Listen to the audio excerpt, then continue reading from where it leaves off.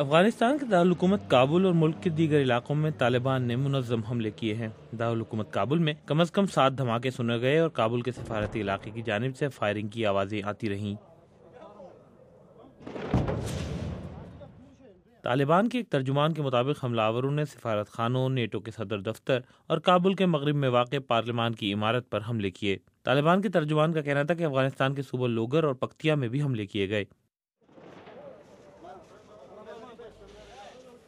کابل میں دھماکوں اور گولیوں کے چلنے کی آوازیں سنی گئیں۔ شہر میں واقع پارلیمنٹ کے قریب دھماکے ہوئے۔ کابل میں روس کے سفارت خانے پر راکٹ داغے گئے اور جرمن سفارت خانے سے دھواں اٹھتے ہوئے دیکھا گیا۔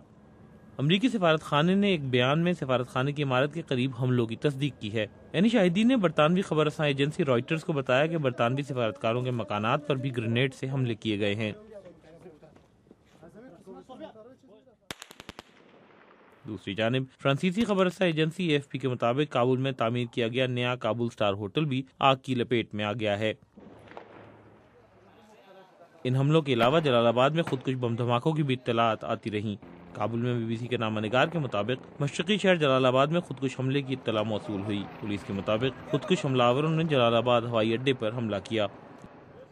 اس کے علاوہ صوبہ پکتیا کے شہر گردیز میں بھی شدت پسندوں نے عمارت پر قبضہ کر لیا، جہاں شدت پسندوں اور سیکیورٹی فورسز کے درمیان فائرنگ ہوتی رہی۔